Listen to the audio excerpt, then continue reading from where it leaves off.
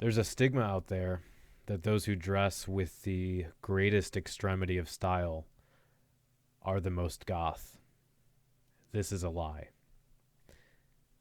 What I'd like to do in this video is address this notion and discuss why our sartorial idioms are important, how those semiotics tend to become less important as we age in the subculture, and talk about how we can balance our expression of our goth identity with the realities of the world that we live in.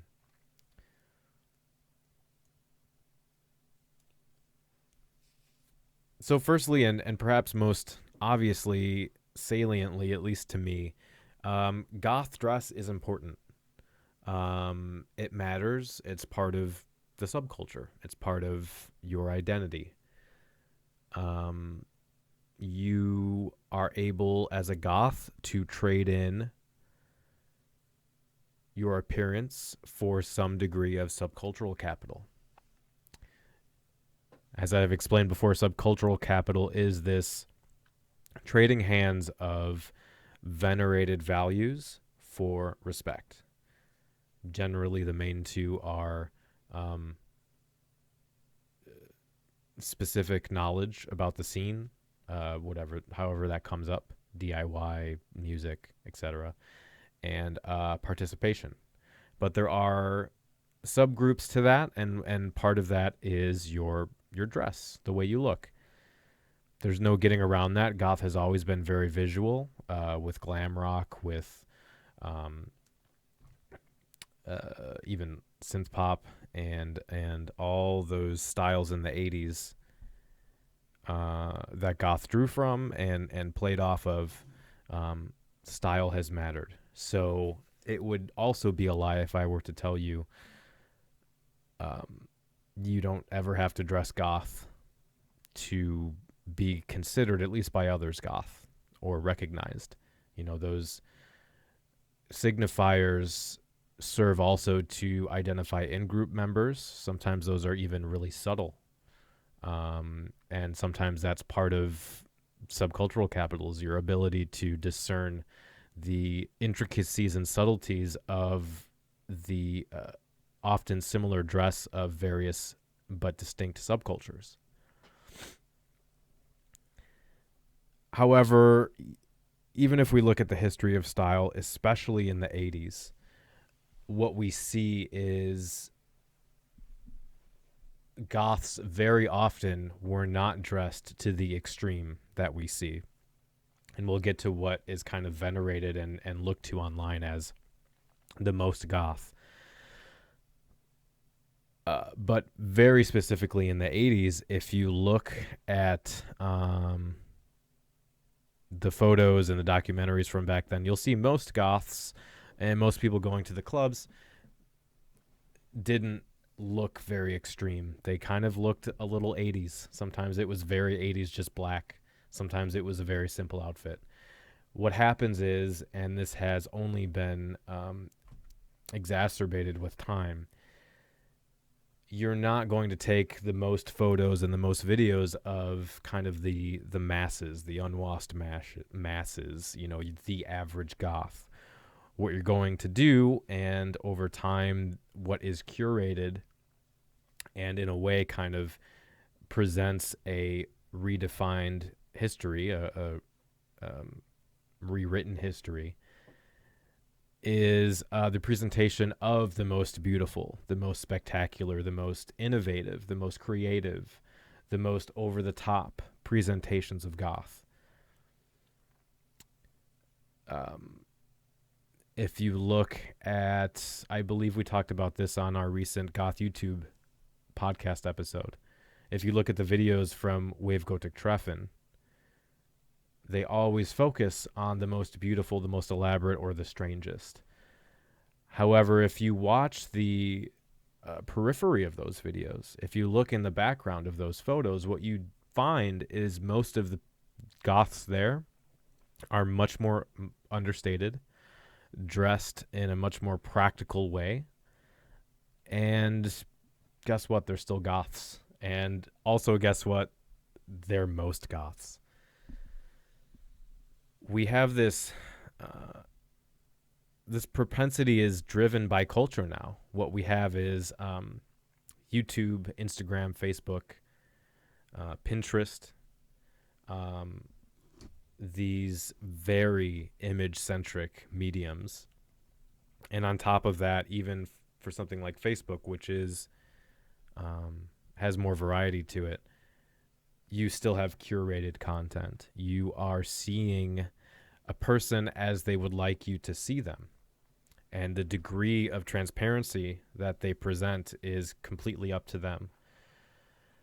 So what you end up with are these unattainable and unrealistic depictions of what it means to be goth and what it means to look goth.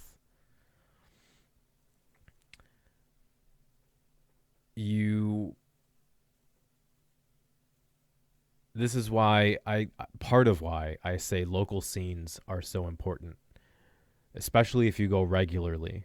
You get out and you see this person who looks spectacular. They only have 2 or 3 outfits, and that's why they look so spectacular, and they wear them. They switch back and forth. Or, hey, 80% of the people here are much more understated and look much more realistic, as more practical, let's say, as I would expect. This is why the online community, I think, can be at times toxic and unrealistic and kind of out of touch with what goth is.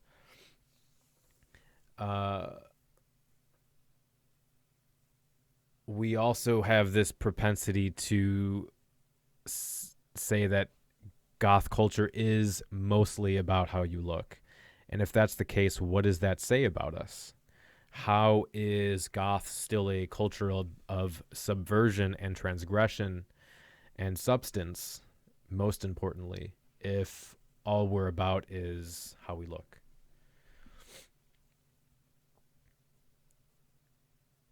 You know, in part, I think this anxiety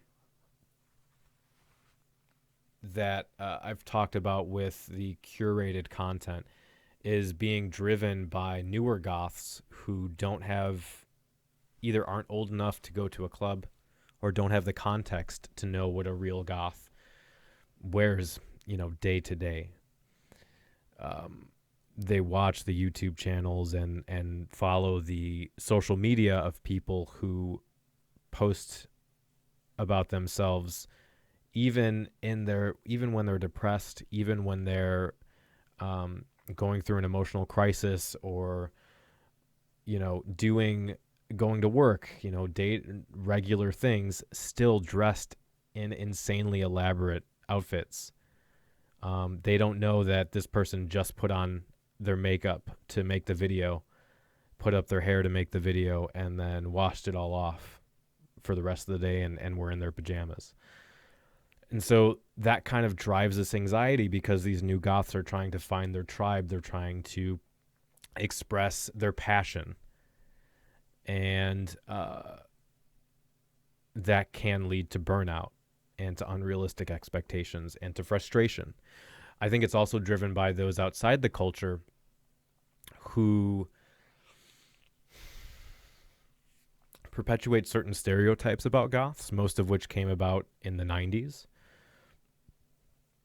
I think partly because there was such an emphasis on bondage wear and extreme wear, and that was when, you know, the media was really catching on. So that was what the news outlets wanted to film.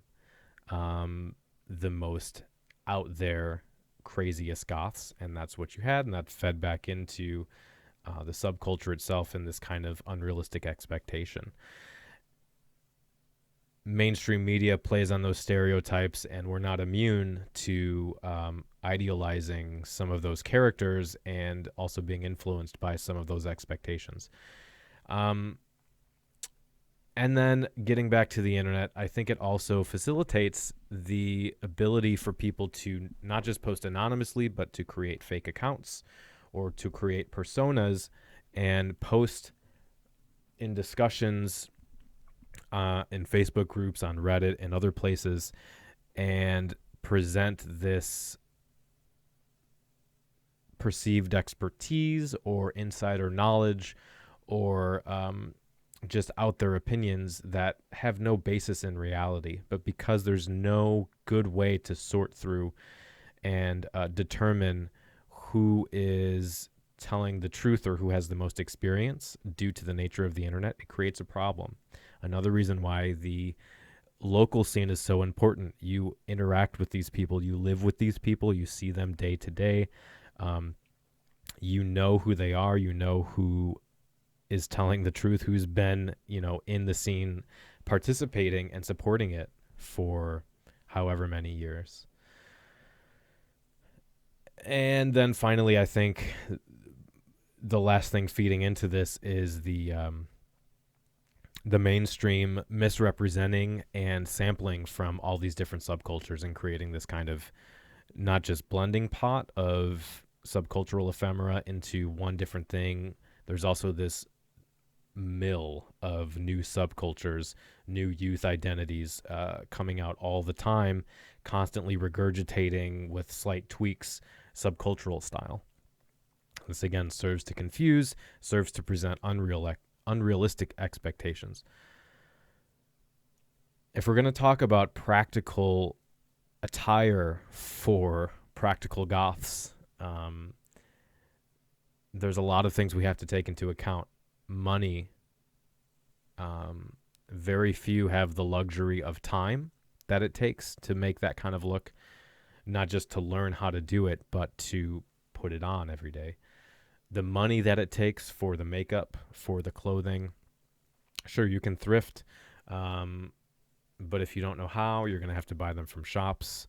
If you wear makeup, you're going to be buying a lot of makeup, especially if you're wearing extreme makeup every day. A lot of us don't have the location. We don't live in a place where it's safe to just go out dressed in an extreme manner and feel safe. And of course, jobs. Everybody talks about jobs, but there shouldn't be any shame around having to present in a certain way to be able to feed yourself. I think that's a really pernicious trend that you're more goth if you have a job where you can wear what you want. The priority should be to provide for yourself a sustainable life. And there should be no shame in that. I think for the practical goth, comfortable, everyday clothing is a must. If we're going to start talking about some tips. You won't find this online as much. There are some people out there doing God's work and giving advice for this kind of thing, but most of your outfits and most goths' outfits are practical and wearable every day. Your life is not a movie.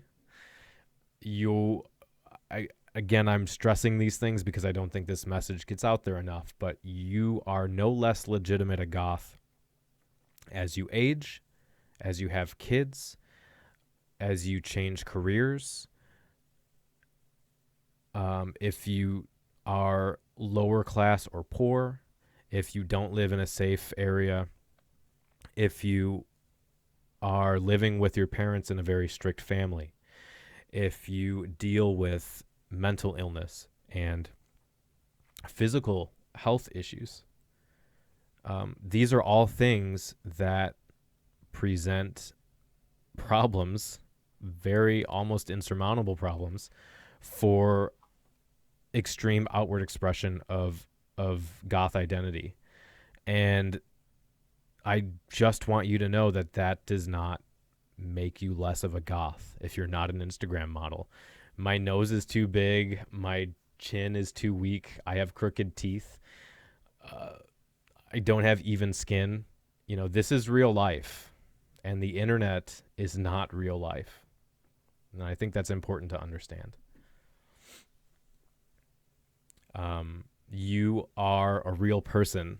You're not an alien. sex fiend. But just because your life is busy doesn't mean you have to stop being a goth. There are ways to feel like a goth. It's important, I think, to have these everyday wear outfits, clothing that you can mix and match, and you can line up to feel at least like your identity is validated. One of the worst things you can do is be forced into a situation, if you really identify as a goth, where you never are able to express that in any way, physically, or with your possessions, or with your lifestyle, in your social interactions, the way you talk, because you're going to end up suppressing who you are. You're going to feel horrible. It's a great way to spiral into depression. Your ability to express your goth identity is vital to your sense of self and to your happiness, whether that's goth or something else. So I'm not a big fashion guy. I learned how to DIY myself. I've made some blogs about how, kind of build blogs, how to do things. But when it comes to being a practical adult, you should at least have one or more outfits that consist of something like a band shirt or a nice black shirt, a black cardigan, black jeans. Those can be skinny jeans or tights, or, importantly, something that's comfortable. And a pair of Pikes or a pair of dress shoes or Doc Martens. I think shoe wear and your hair are really, and I know a lot of times you can't get away with hair, but shoe wear specifically is often a defining factor of how you identify another goth. It's the little things, the silver jewelry with that's either ornate or has specific symbols, the bracelets, the rings, those small things that will bring the kind of plain black, form-fitting, comfortable outfit into the realm of, okay, that's identifiably a goth. It's not just a hipster. First thing that came to my mind. Band shirts are also important as well. But you will run into people who have band shirts on and don't know who the band is. So it's the little things that give your outfit the extra flair and the extra semiotic signaling and kind of really make you feel special. And those things are easier to change out, interchangeable.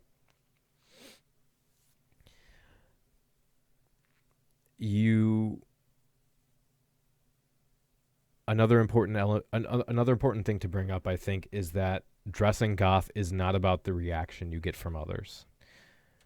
You can be into that, but that's not part of what goth is. It's not. For me, goth style is meant to be a discursive space where I can present certain philosophical ideas, ideologies, and reflect societal expectations back onto the viewer, kind of forcing them to consider why they had a perhaps visceral reaction to seeing me. What are the reasons behind that? What kind of social norms and dictates do they have ingrained that cause them to react in such a way to someone who just looks a little different? I think that is part of goth culture and kind of came from the punk roots, the gender bending and all of that. But we aren't out to scare people. We're not out to make them feel uncomfortable or just to go out and get weird looks. And I'll tell you, if you wear a subdued goth outfit, you're going to get just as many glances and stares as you will if you're covered in grease paint with hair bigger than your will to live. I'm often surprised at how many people will switch aisles at the supermarket when I'm wearing something I don't consider to be very extreme. But I think it isn't important to note because that has been put out there that we dress to scare, we dress to spook the normies because it's hilarious. That's not part of what it is. At the core, I think it's about identity and self-expression. It's not about what others think. It's about being able to express yourself and feel like a human, feel like a person. And finally, I think it's important to experiment. You should take risks. Yeah, you want to take inspiration from others. You want to look online and think, hey, maybe I could do that. I could do that over there with that over there and put my own twist on it. Or I could do this, but I have this great idea for that hairstyle to change it or just to dye this part of it.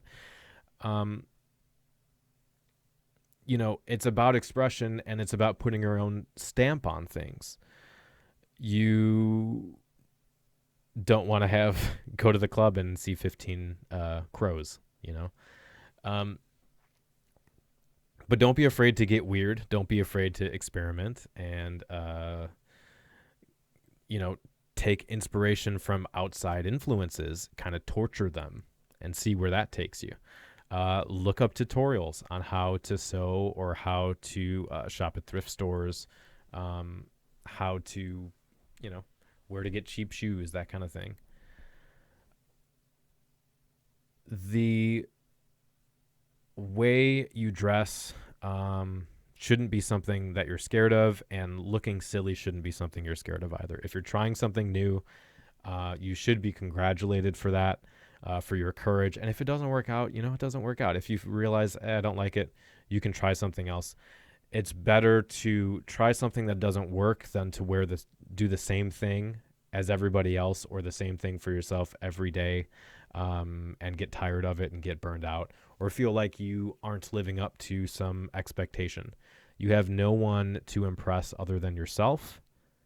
And if you are part of a local scene, people are going to, in the majority, accept you, appreciate you, and be very open to giving tips and advice about how they styled themselves, where they bought certain things, and DIY tips as well. Don't be afraid to fail and avoid the temptation to become a Killstar clone or a body by necessary evil model. Okay? This is my last important point here that I won't belabor because we discussed it on the Goth YouTube episode. But these big companies don't just take money away from creative independent artists that are on Etsy or running their own website, or a place like the Dark Angel Company in the UK that makes incredibly superb quality clothing, and it's just a few people. They don't outsource. These other bigger companies that have popped up online to kind of take advantage of subcultural style being more popular among people that aren't really goths will sometimes, I've seen a lot of cases of them stealing designs from other independent designers. They can't even come up with their own stuff. They'll take a design, tweak it just enough that they can't get sued, or just kind of know like this person doesn't have any money, they're not really going to sue me anyway. Without giving any credit, they will use less than ethical marketing techniques. They will work with other brands that do, if you don't like animal testing for makeup, or a lot of these will export labor to China, to sweatshops, where they can, that's how they produce such cheap clothing and make it so fast and sell so much. And that's what you're going to get. You're going to get cheap clothing. You're going to get something that someone else will be wearing. You'll have contributed to this kind of unethical capitalistic market. Not that capitalism is evil, but paying, underage and elderly people in another third world country cents on the dollar for their labor. Do you really want to wear that? Goth historically has been about supporting independent artists locally if you can. Otherwise, there are plenty overseas and in other states that need your money, that are trying to make a living supporting the culture that they love. You don't want to buy stuff from some corporation that doesn't care about who you are, only wants to sell you things and will do it in just to kind of cover their bottom dollar. You won't get quality stuff. You won't be supporting goth culture. And you'll probably be participating in some unethical behind the scenes stuff. So that's the last of it. This is not a how to dress. This is not a outfit of the day. My forte is focusing on social issues, and I thought we needed a video of encouragement for those of us who may have been drawn into this kind of fake online world of goth Instagram celebrities that are no different than mainstream celebrities that we can idealize and not feel good enough. You are good enough, and I hope I've given you some tools to emotionally and creatively to kind of start making and supplement your current wardrobe. I hope you enjoyed this video. This was brought to you by the Patreon members for Cemetery Confessions. They are what have enabled me to take some extra time to make a new video. If you don't know Cemetery Confessions, it is a podcast where we talk about social, cultural issues relating to goth music. We have guests on every month. We do interviews. We do movie reviews, all kinds of cool things. You can listen to it on YouTube now. On this channel, you can listen to it in your podcast app. You can listen to it on Spotify. In about 2 weeks, it will be on Spotify. You can listen to it on the website, Cemetery Confessions.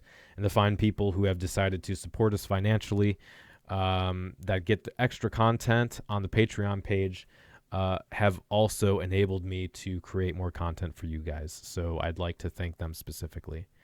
Please leave a comment. Let me know your thoughts about what it's been like to be a goth and try to dress like a goth in the modern age. Have you gone through periods of life where you were unable to present your identity outwardly? What did that do for your emotional state? How have you learned to accept yourself and to be creative within your arena and be a practical goth?